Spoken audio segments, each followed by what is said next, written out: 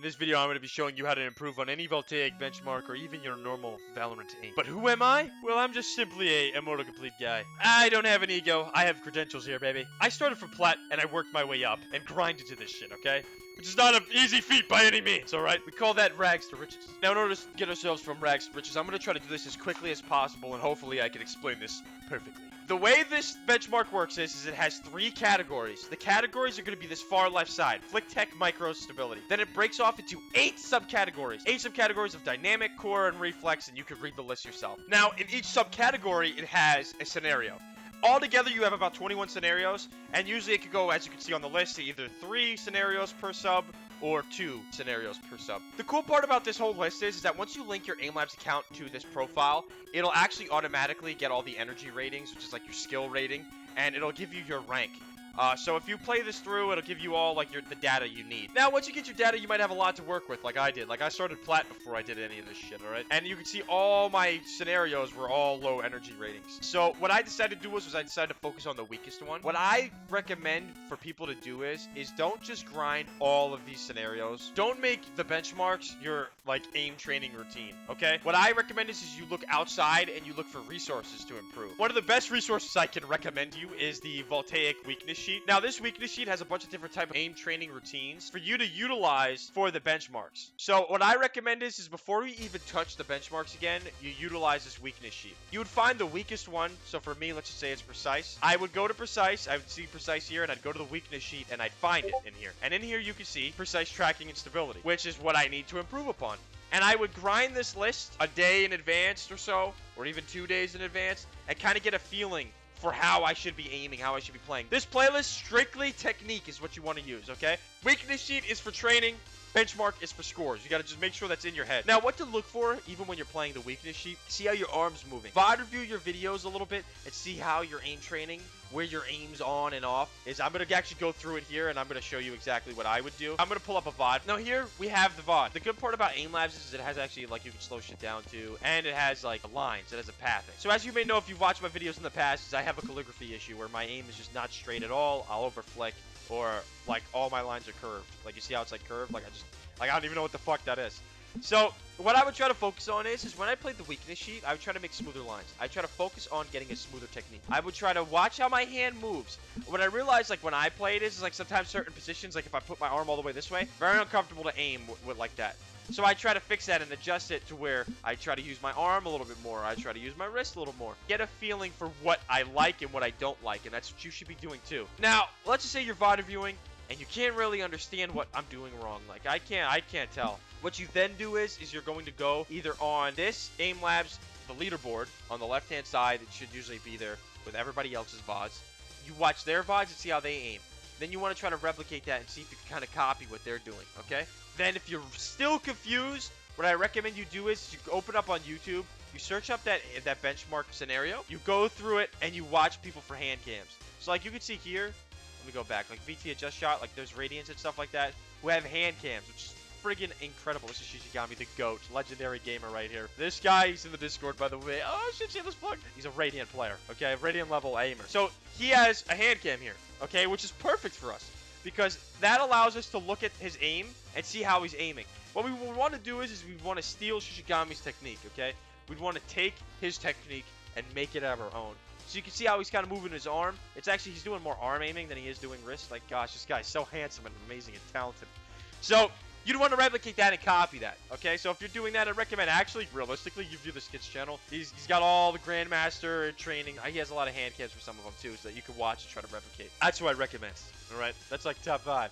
Alright, now, something very important that I must share with you guys is while you are aim training, I highly recommend you stretch. Stretching is probably one of the most important things you can do while aim training. Whether you're a blue-collar worker man like myself, that's right, or maybe you're a hard grinder like myself, this is going to be a necessity, dude. This is like, I'm talking fountain of youth shit here, alright? This stuff will cure any pains in your arms. I used to actually play Osu back in the Disney, you know what I'm saying? And I was a diesel mechanic for $7 an hour, and I was working like 10-hour shifts. I was pulling PTO shafts, doing all this other crap, and friggin' my arm, dude, top down, burning. Shit was on fire every day. I was Ghost Rider in this hoe.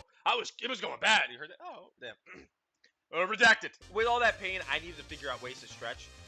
This is actually something Shishigami recommended in the chat.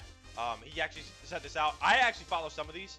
I don't follow all of them. The one I actually do follow is the supine flexor stretch, where I always do that. That I think is very important. It allows you, to relieve tension. I don't recommend you stretch to the point of like exertion where your hand feels like it's about to fall off or your tendons are about to snap. You do it periodically, every now and then, to kind of relieve that. Okay, you do it before you aim train, after you aim train. If you're just walking around your house, you want to do it. Walking on the street, you do it. Another stretch to kind of do is the asana shit, where like, you kind of like shake your hands. That way you're not actually like tensing anything up. I'm serious. Even when I do, because I still do mechanic work now, I'm a technician. And all this still kind of burns. This whole thing like is cooked sometimes. It's all like fine motor movement. Maybe it's some wussy shit, alright? But unfortunately for me, I grind on this shit all the time, so my arms are always inflamed. Just pretend I'm a fucking PhD doctor and I know what the fuck I'm talking about. Alright, now the most difficult part of this whole entire aim training scenario. Now, you probably most likely want to transfer all of this skill into the game. It's gonna be very difficult, but I don't think it's impossible. Can't front. I've been hitting some nasty shots, you know what I mean? One enemy remains. So in the case of Valorant, you kind of want to focus on your spray control, your movement. I usually recommend that you don't try to focus too hard on your aim when you're playing unless you're training in the range. Like if you're training in the range or in deathmatch, then you can kind of hone in on your aim. If you're gonna start playing comp, don't really focus on your aim too much. It'll actually, it sometimes can make it worse. So what I like to do is I like to do little spray drills and shit like that. I'm in a relaxed position, by the way, so like, don't expect any crazy shots in this room. Like here, I would do like little spray control, kind of get an understanding of the spray, kind of get a feeling for it, try to make it as like smooth as possible, and then like you also do the practice, then do like little spray transfers. That's kind of what I recommend. And then after that, then you move side to side, kind of shoot, track, you know what I mean? So you get like a nice feeling. And then you can also start this, do a 50 eliminations, and then do the same thing where you actually shoot the center of this pillar, shoot, center of this pillar, shoot, center of this pillar, shoot. You know what I mean? And just kind of get a feeling for your movement. You want to kind of like tune it. Well, right after you get off the aim trainers, you want to kind of like tune that shit. I usually, after the benchmarks, if I do have time, I do play Valorant. I recommend you still kind of like get a feeling for it. If your arm is too tired and stuff like that, I wouldn't do any of that. I kind of stay away from it. Alright, just want to say I appreciate you guys watching this video, and I do want to let you know a little bit of a motivation to go along the way.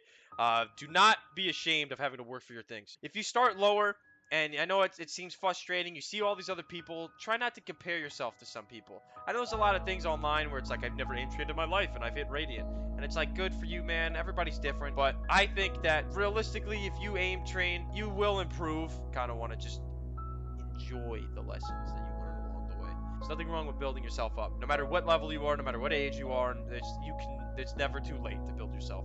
And I want to let you know you are enough, and you can do it. It's possible. Anything is achievable as long as you grind. I started plat before I did this shit. And I know I keep saying that, but it's like really like, dude, that was like, in my mind, that like shattered the brain. I was like, I didn't know I was this bad. But like, then as I worked up, I made a 300 point difference. I went from 500 to 300 and I maxed it out complete. You know what I'm saying? Like, that's like stuff like, you have to believe in yourself that you can do it, which you can as long as you put the effort and the time. Improvement's currency is time. And you will improve, I promise. As long as you just keep it steady, you keep your head straight, and you focus. This is stuff, I'm serious. Like, I know it's just a game, man, but I love this shit. I like aiming, gaming, all that stuff. This is my shit, all right? I've been bagged on it, made in fun of for this shit, but I love it. I fucking love every piece of it. Embrace the challenge. Embrace it. Love it. See it, that once you know, because you know you're going to complete it. You can complete it. So once you complete it, it's like, yes! You know what I mean? You can already feel it. It's like, oh my gosh, I started with nothing and I built myself up. You know what I mean? Like, the odds were against me and I won. I love that shit. You gotta learn to love it. You gotta be a little bit mentally unstable. That's the only advice I could give you. Hopefully that helps you guys out. And that should be it. Appreciate y'all for real. Adios, muchachos.